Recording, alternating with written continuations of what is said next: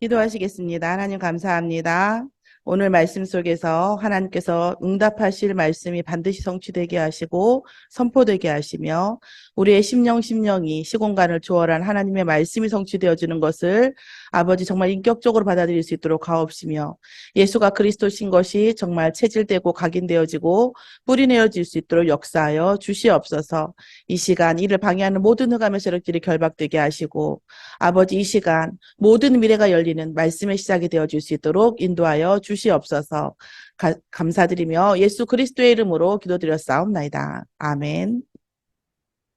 오늘 하나님께서 저희에게 주시는 말씀은 누가복음 16장의 말씀입니다. 누가복음 16장의 전체적인 이런 말씀은 강의 말씀으로 새벽 예배 때 16장을 전체를 하고요. 오늘 주일 강단 말씀은 부자와 나사로라는 나사로라고 하는 거지죠. 그 거지의 그 내용을 놓고 하나님과 저와 여러분과 제가 하나님의 응답의 말씀을 누리겠습니다.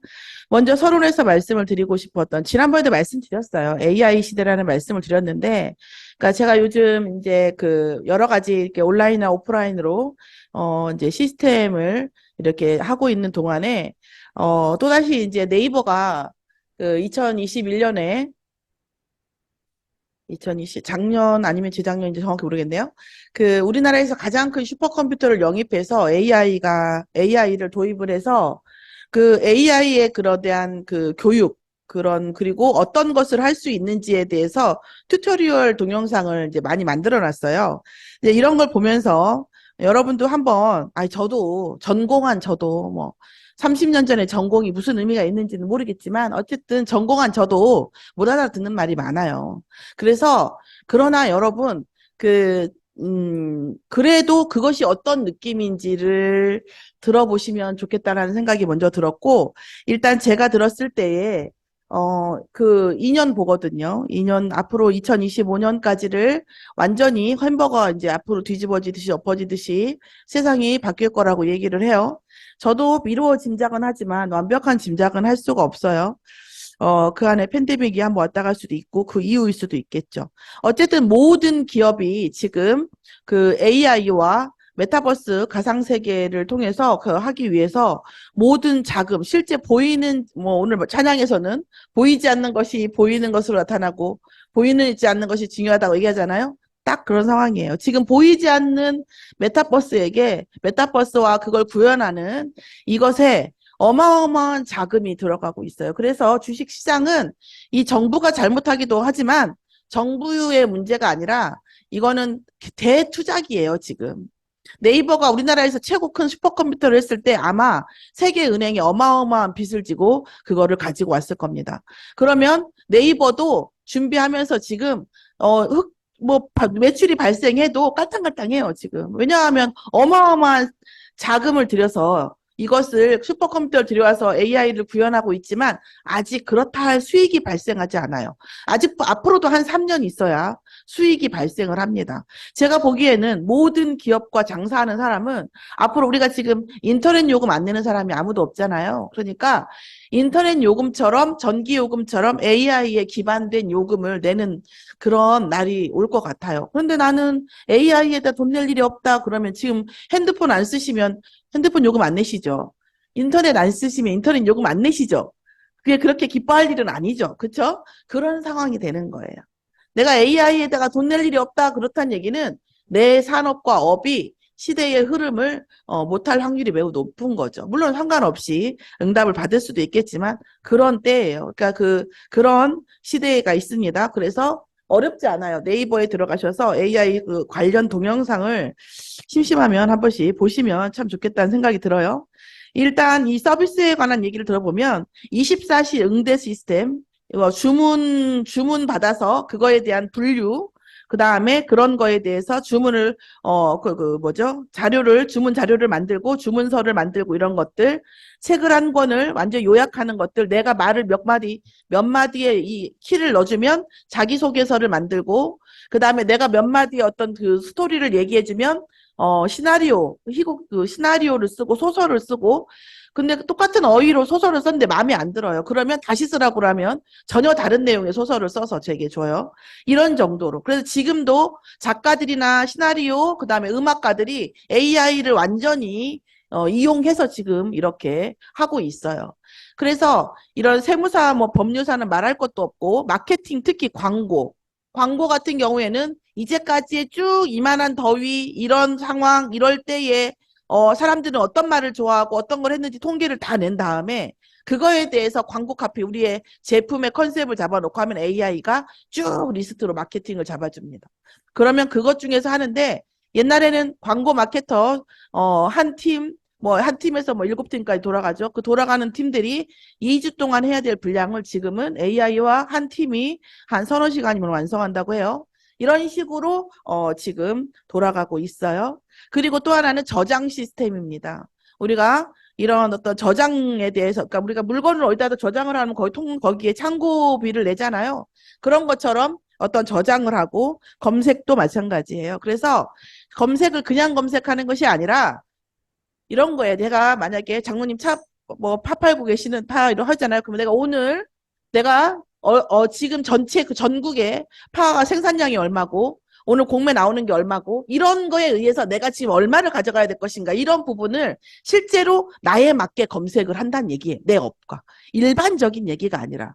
여러분 지금 네이버가 검색이 되고 있지만 제가 수학 논문을 쓰면서 검색해 보니까요. 진짜 중요한 얘기는 안 나와요. 진짜 전문적인 건 안 나오더라고요. 그러니까 정말 전문적인 이런 내용들은 여기서 나오죠. 또 하나는 우리 개인의 솔루션, 재정의 솔루션, 이런 여러 가지 문제, 사회 문제에 대한 솔루션도 하고 있고요. 그리고 네이버는 특별히 강점인 게 구글하고 다른 게 구글 AI보다 네이버 AI가 한국 어휘가 3,600배가 강하대요.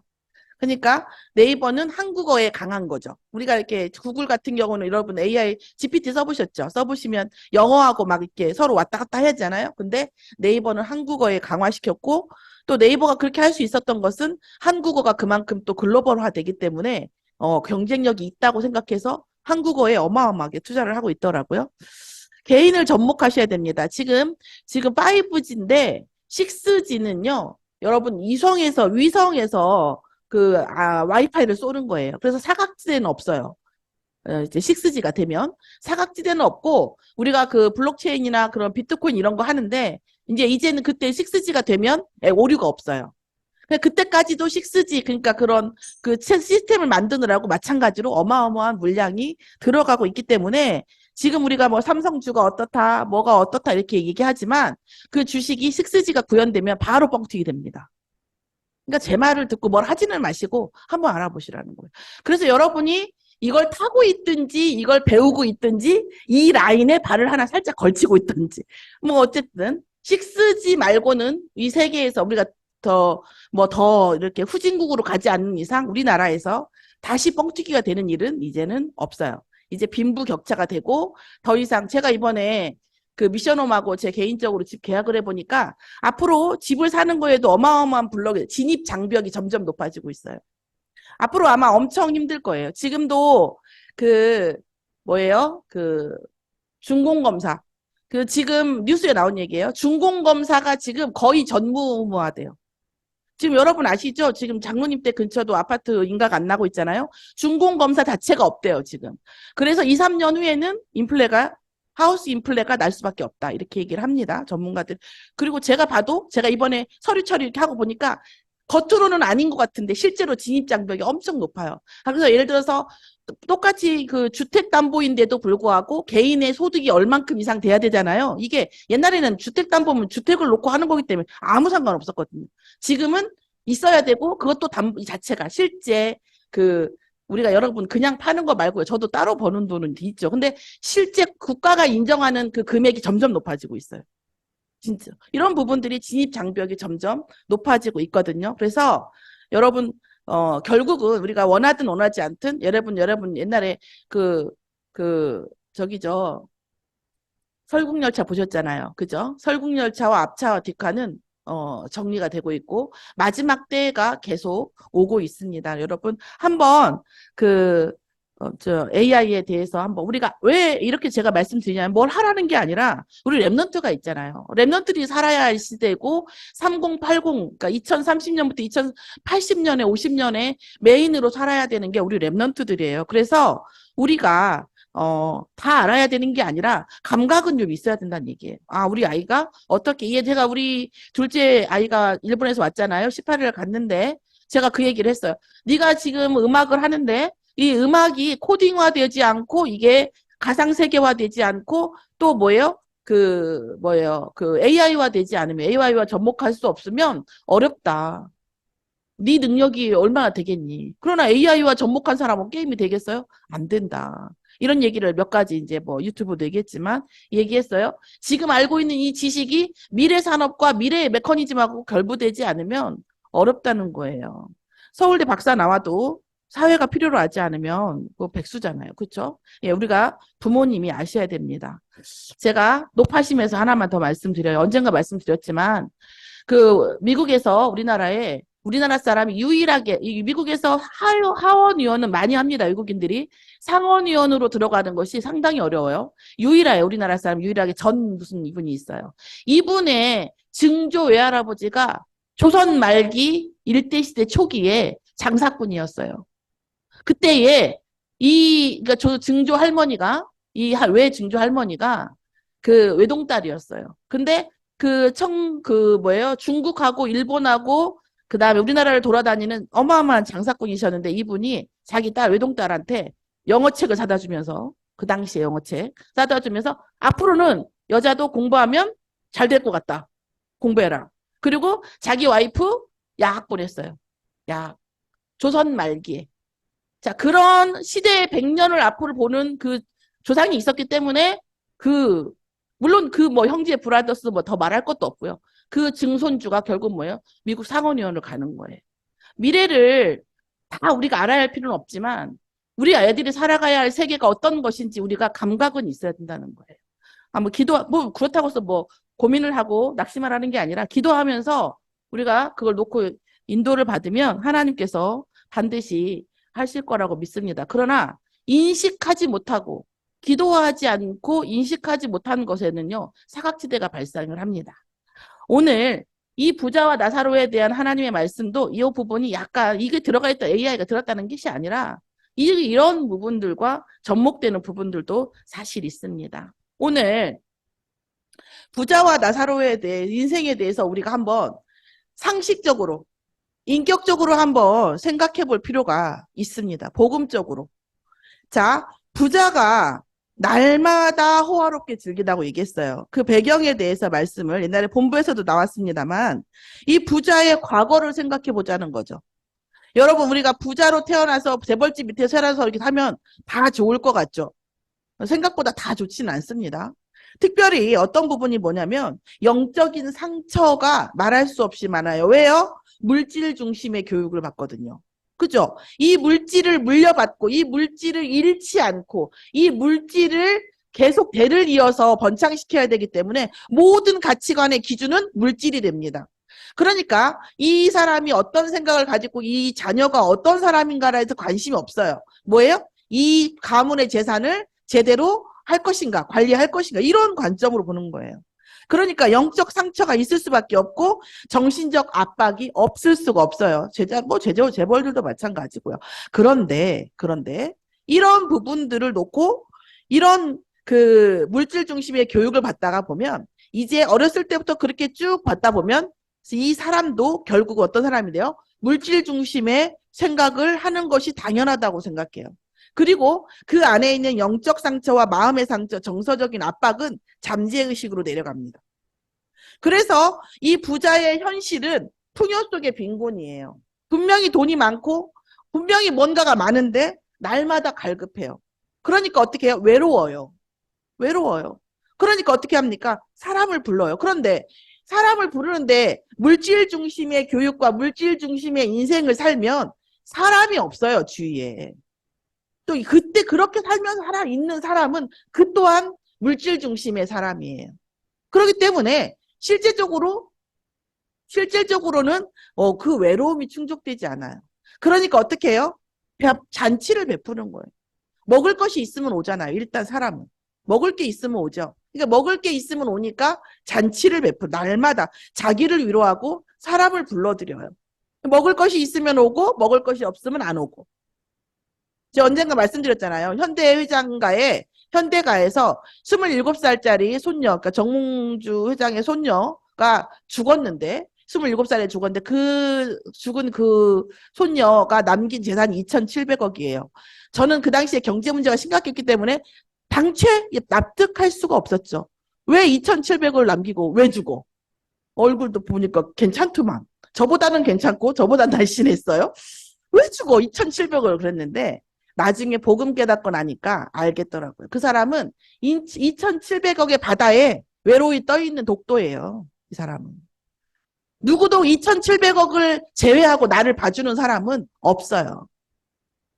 근데 그게 진실인지 아닌지를 모르겠는데 그러니까 그 사람의 진실, 고등학교 교사 한 명하고 그것과 자기의 재산과 상관없이 사귄 거예요.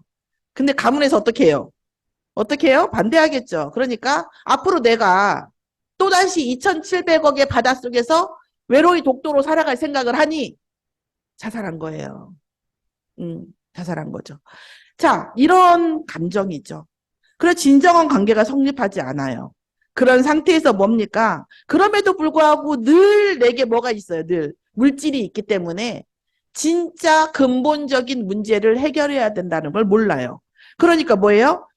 영원한 지옥 속으로 들어가는 거죠. 물질로 교육받고 물질로 사람을 사귀고 물질을 중심으로 세상을 보다가 영원한 지옥 속에 들어가는 것이 결국 부자의 인생이고 물질 중심의 삶이에요. 뭐 그나마 이 사람은 현실은 그래도 잘 먹고는 살았겠죠. 그런데 그렇지 못한 경우가 더 많죠, 사실. 물질 중심으로 사나 물질을 잘 못 누리고 사는 경우도 상당히 많으니 뭐 그렇게 최악의 억울한 케이스는 아니라고 봐요, 저는 개인적으로.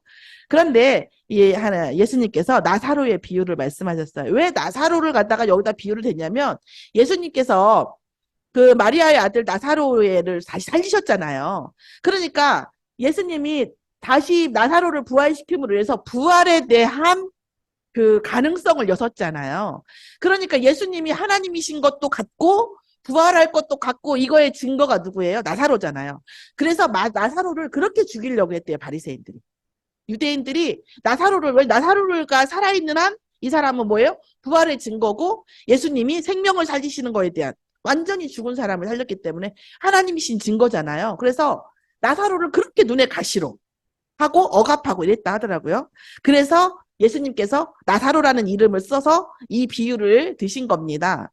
그래서 이 나사로는 어떤 나사로냐면 구원받은 나사로예요. 구원을 체험한. 죽었다가 다시 산 이 나사로를 예를 든 거예요. 그냥 거지가 아니고. 그러니까 죽었다 다시 산 나사로가 최악의 경우 극단적인 하는 거죠. 최악의 경우 거지가 돼갖고 그 부잣집 앞에서 거지같이 산다 치자. 다시 산 이 나사로가. 그러니까 다시 산 나사로라고 생각하시면 이해하기가 훨씬 쉬워요. 이해하시죠? 그래서 이 다시 산 나사로 때문에 이 나사로라는 비유를 했기 때문에 그러니까 다시 살아난 나사로가 하여튼 뭐 복음 못 누려가지고 진짜 최악의 경우 거지가 됐어. 그래갖고 아까 그 부자 밑에서 아주 병들어가지고 그렇게 살았다 이 말이야. 이렇게 극단적인 예시를 하시는 거예요. 그런데 이렇게 극악한 현실은 오타가 아닙니다. 극악한 그 현실에 그 이유는 지금 그러면 우리가 복음 만나면 이 거지와 나사로 때문에 사실은 복음이 오해받는 경우가 많아요. 여러분 단언코 얘기하는데 복음 깨닫고 사명 깨닫고 그 사명에 올인한 인생 중에 성경에 재벌이 안 된 사람은 한 명도 없습니다.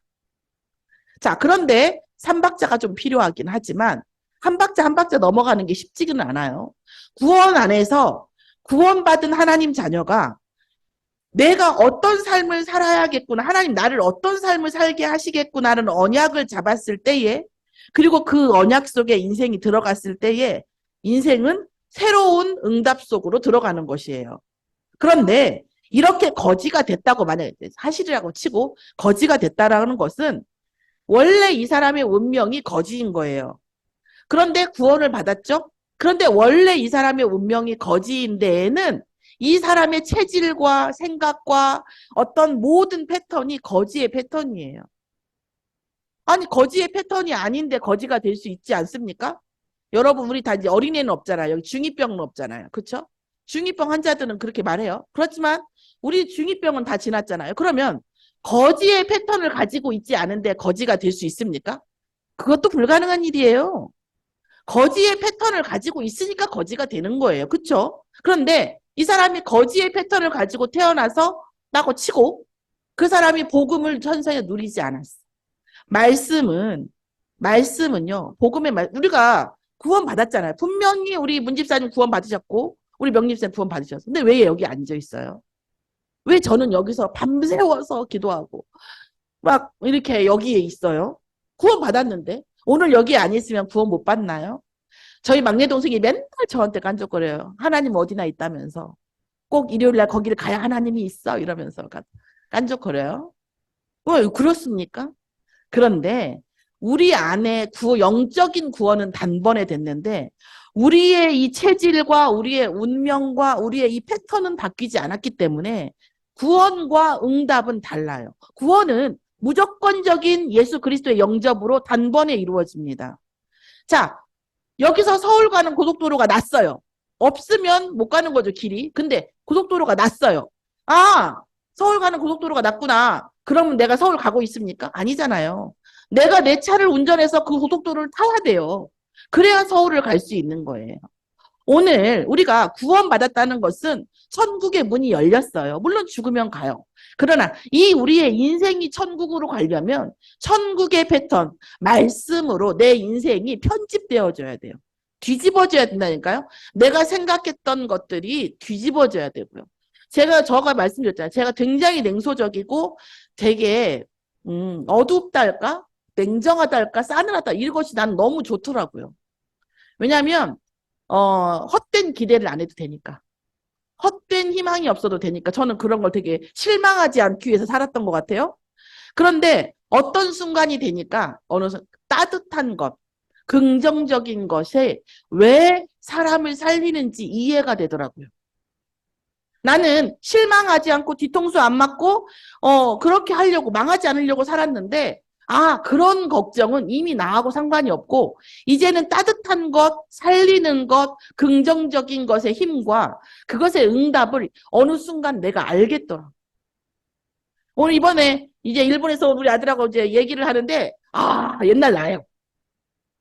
냉정하고 싸늘하고 부정적이고 냉소 어쩜 그렇게 어휘까지 똑같아요. 이루야 그 모든 것이 버려질 때까지 기도하고 예배 속에서 하나님을 바라봐라. 따뜻한 것이 회복되더라고요. 저 옛날에는요. 정말 근거 없이 따뜻한 인간들 진짜 싫어했어요. 왜? 헛된 희망을 준다니까? 왜 헛된 희망을 주고 다니냐고 책임도 못 질 거면서.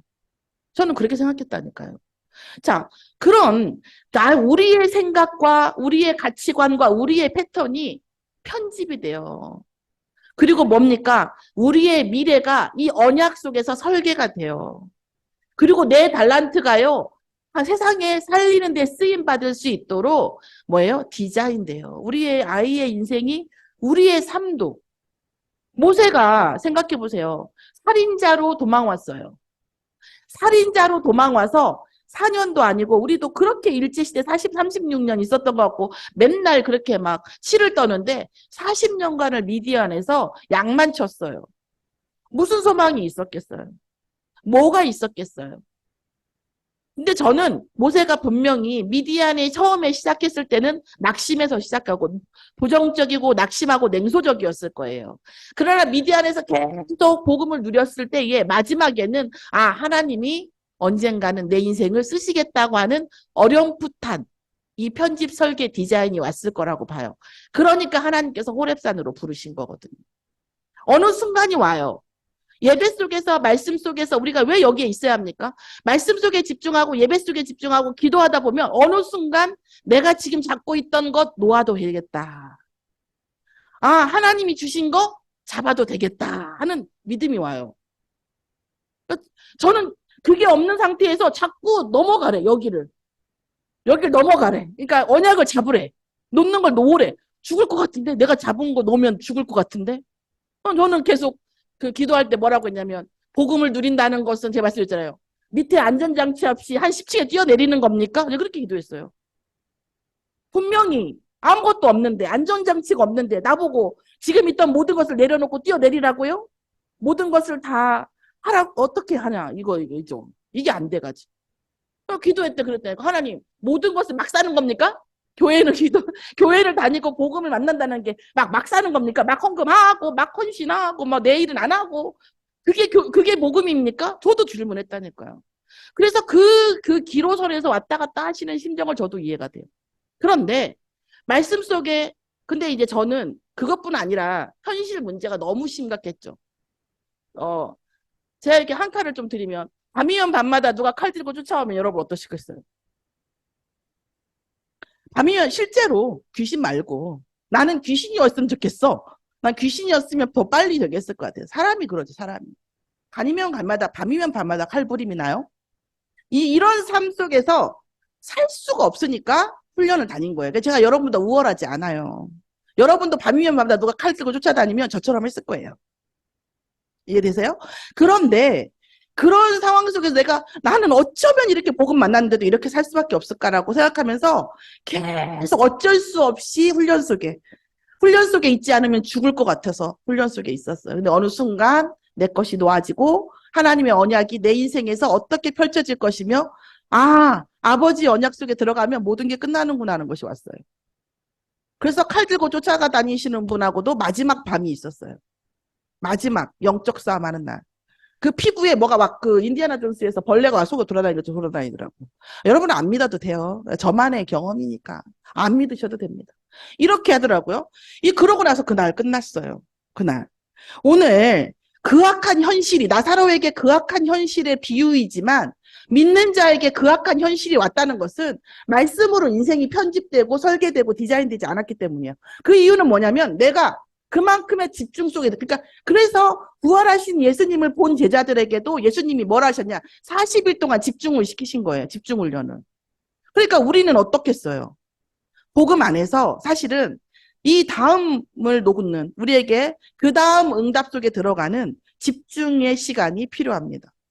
그래서 새벽 예배가 있고, 그래서 수요 예배가, 그래서 금요 기도회가 있는 거예요. 물론 주일 예배만 나오면 아닙니까? 아니요. 그렇다 하더라도 그 말씀 속에서 집중. 그런데 어떻게 해야 되냐면 나의 인생, 여러분 진짜 기로에 서 있어야 돼요. 이제 결단을 하셔야 돼요. 조금. 할지 안 할지 모르겠지만. 저는 말씀드려요. 내가 나를 위해서, 나도 그랬어 처음엔. 나를 위해서 복음이 필요해. 그러니까 바꿔 얘기하면 내가 전도를 해도 예수 그리스도를 영접한 나의 우월성을 전도하면 안 돼요. 내 인생을 위해서 예수님이 돌아가신 게 아니에요. 우리는 예수 그리스도의 언약, 예수 그리스도의 죽음과 부활 안 속에 내 인생이 들어가야 돼요. 여러분. 내 인생이 들어가야 돼요. 그래서 내가 그리스도 안에 들어간 내 인생이 하나님께서 어떻게 응답하셨는가를 보여줘야 되는 거예요. 바꿔 얘기하면 예수 그리스도를 믿는다는 건 무당이 아니에요. 내가 응답받기 위해서 예수를 믿는 것이 아니에요. 예수의 복음 안으로 내가 들어가는 것이에요. 나의 모든 것 변하고 정말 완벽한 표현이에요. 나의 모든 것이 바뀌는 거예요. 그러면서 뭐예요? 운명이 바뀌는데 거지같이 생긴 이 나사로가 거지같이 살았다면 이 모든 것이 안 된 거예요. 그럼에도 불구하고 그에게 뭐예요? 구원을 다시 살아나는 구원. 우리를 죽을 수밖에 없는 우리를 위해서 예수님이 다시 살게 하신, 부활하게 하신 그 구원. 이 생명의 복음을 알고 있기 때문에 그럼에도 불구하고 영원한 천국 속에 있었다는 거죠. 자, 그리고 말씀이 아니고는 말씀으로 우리가 우리의 언약 속에 들어가고 말씀으로 구원받지 않는 것 말고는 방법이 없다라는 비유의 말씀입니다. 자, 신자의 응답이 무엇입니까? 복음으로 과거가 치유되는 것이에요. 여러분, 저는 칼 들고 쫓아다니신 그분이 왜 그랬는지 전 지금 이해해요. 그리고 그분도 나중에 고백을 했지만 그런 복음이 없이 귀신한테 잡혀서 별의별 짓을 다 할 수 있어요. 인간이란 존재는. 나도 마찬가지예요. 내 안에도 사단이 나에게 심어놓은 패턴과 생각과 가치관이 있다는 것을 놓고 기도하셔야 됩니다. 그래서 복음으로, 그럼에도 불구하고 낙심할 필요 없어요. 왜? 그 모든 것을 예수님께서 다시 완전하게 하시기 때문에. 그럼 오늘은 왜 이 모양 요꼴입니까? 오늘은 왜 언약 속에 있지 않습니까? 오늘은 왜 이렇게 응답 속에 있지 않습니까? 두 가지예요, 오늘은. 하나는 뭐냐면, 말씀으로 편집 설계가 되지 않아가지고, 지금도 앞으로도 응답이 없을 예정인 사람이 있고요. 오늘 언약 때문에 고난받는, 언약 때문에 어려움을 받아서 하나님께서 반드시 이 사람을 응답하지 않으면 하나님이 살아계심과 예수가 그리스도이심이 증거되지 않을 정도의 시간표에 있는 사람이에요. 그러면 저는 이것도 저것도 아닌데요. 아니, 마음과 생각이. 하나님, 나는 지금 언약 속에 있는 것 같지 않은데, 혹은 언약 속에 있는데, 저는 내가 뭘 해야 될지 모르겠어요. 하나님, 내게 언약이 있다면 하나님 알게 해주세요. 그게 언약 속에 있는 거죠. 오늘의 흐름이에요. 하나님께서 뭐라고 하십니까? 인생의 지금은 결과가 아니에요. 우리가 언약 붙잡으면은 분명한 시작입니다. 여러분이 아무리 극악한 상황이어도 모세, 살인자로 와서 온 모세와 같지 아니하고 아들한테도 반역되어 갖고 신발도 못 신고 도망가는 다윗과 같지는 않잖아요. 그 노예로 성지한테 팔려서 노예로 간 요셉 같지는 않잖아요. 그들도 언약 잡았을 때는 새로운 시작이었어요. 하물며 우리의 오늘은 명함도 못 내밀어요. 그쵸? 우리가 언약을 붙잡으면 뭐 대단한 거 하라는 게 아니라 하나님, 저희에게 주실 언약이 무엇입니까? 하나님께서 내가 놓을 수 있는 믿음과 붙잡을 수 있는 힘과 언약을 주시면 제가 가겠습니다고 하는 진솔한 고백. 이것이 새로운 시작입니다. 그것이 없으면 결국은 종말이겠죠. 오늘 미래를 누리기를 하나님 원하십니다. 미래의 결국은 오늘의 시간표를 통해서 반드시 하나님 나라가 올 수밖에 없는 그 언약 속에 우리의 인생이 있냐라는 거예요. 그게 신자의 응답이에요. 하나님이 반드시 응답 안 하시면 이건 하나님 살아계신 게 아니요. 이런 언약 속에 우리가 있냐라는 거예요. 오늘 결론으로 극단적인 예시를 통해서 복음 없는 성공에 대한 과거, 현재, 미래를 보여주셨고 복음이 있는 실패라고 치고 이제 극단적인 예지만 그렇게 살았다 치고 복음이 있는 실패에 대한 과거, 현재, 미래를 보여주셨습니다.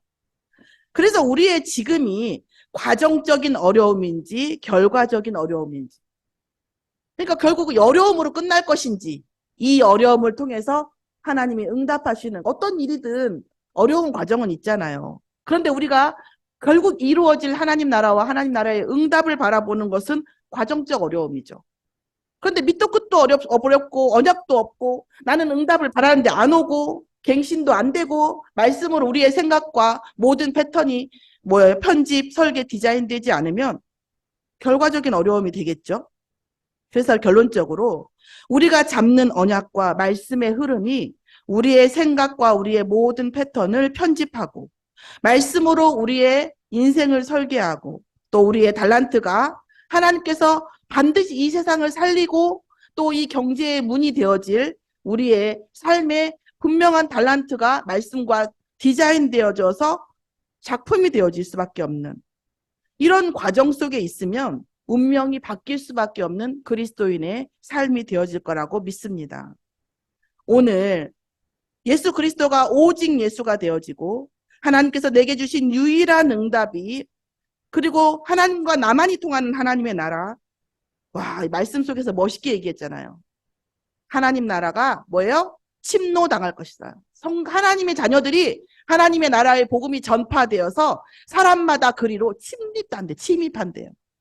하나님의 자녀가 하나님의 나라로 이 응답 속으로 침입한다고 돼 있어요. 몇 절에 나와 있어요? 16절에 나와 있어요. 네?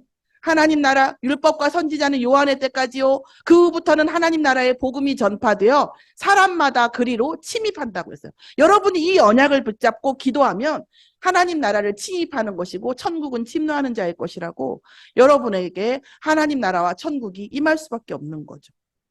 오늘 오직 유일성 재창조의 시스템이 우리 순천 서밋교회의 전 성도의 삶에 임하도록 기도하시고 집중하고 응답받는 저와 여러분이 되기를 기도합니다. 기도하겠습니다. 하나님, 오늘 말씀 속에 부자와 나사로의 삶을 우리가 묵상하면서 우리의 과거와 현재 미래를 바라볼 수 있도록 하옵시며 우리의 인생에 반드시 성취되어질 언약이 아버지 믿음으로 붙잡아질 수 있도록 인도하여 주시옵소서. 감사드리며 예수 그리스도의 이름으로 기도드렸사옵나이다. 아멘.